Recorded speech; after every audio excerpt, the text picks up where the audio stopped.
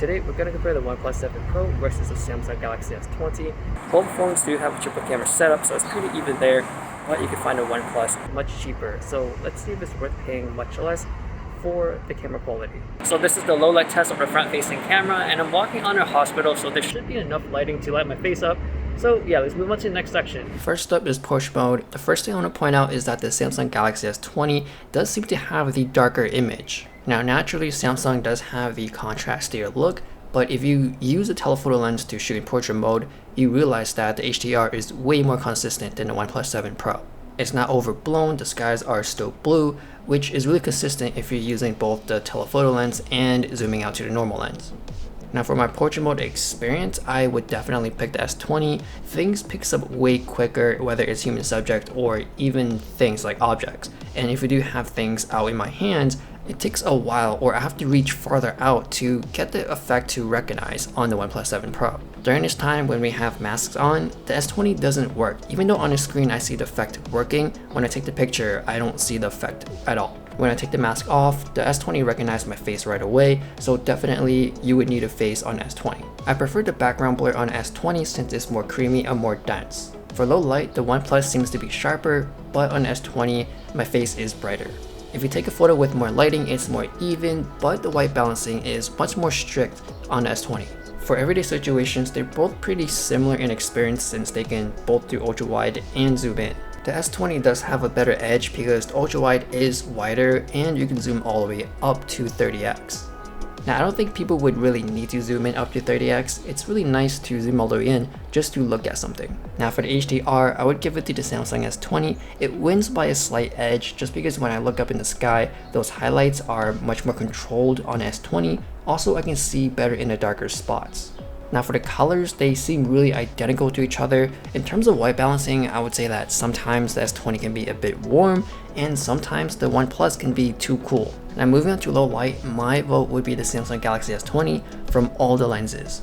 With the ultra wide angle lens, the OnePlus does have a really strong flare to it, and also it's pretty dark for the most part. And for the telephoto lens, it's a lot more noisier and is not as sharp as S20. For the performance, both phones starts to get sluggish in low light, especially in dark places. When you're switching modes or switching lenses, you can feel the slowdown of your phone. The big hit on S20 is that once you take a photo, it takes a while to process, so your phone is pretty much frozen for a little bit. But the flip side of that is that the image does still tend to be better than the OnePlus. Now moving on to 4K video, they can both shoot 4K 30 in ultra wide, and for stabilization, I would prefer the S20.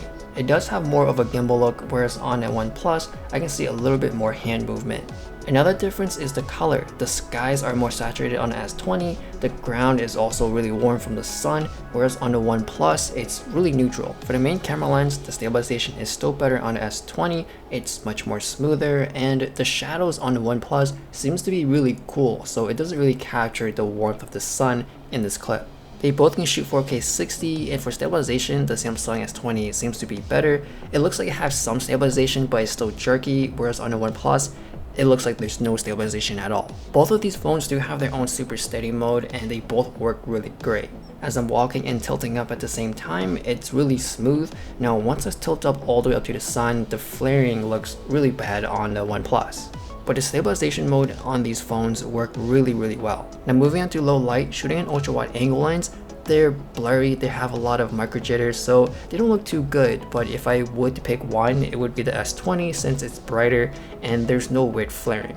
To get the best results, stick with the main camera lens. I would say the S20 is still going to be the winner here. The overall image is sharper, there's less micro jitters, it handles the highlights better, and the white balancing is a bit more accurate on S20. The ground actually looks like it's gray, whereas on the OnePlus it has a yellowish tone. For 4K 60, the stabilization seems to be completely gone on S20, whereas on the daytime, we've seen it has some stabilization, but now during nighttime in this mode, it seems like they're both pretty even. For their stabilization modes, I would not recommend using this during nighttime since it's really dark. On the S20 it's even darker. Now on the OnePlus you do get some weird flarings, and also if you look into buildings, the highlights are not as controlled. Also there are a lot more micro jitters, so the overall image is going to be sharper on the S20. In the end, the winner for me is going to be the Galaxy S20. In portrait mode it recognizes things way quicker, so it's less frustrating to use than the OnePlus. It has a wider wide angle lens, so it makes the whole image looks more epic. And for the video side, the S20 is just way better in a lot of categories.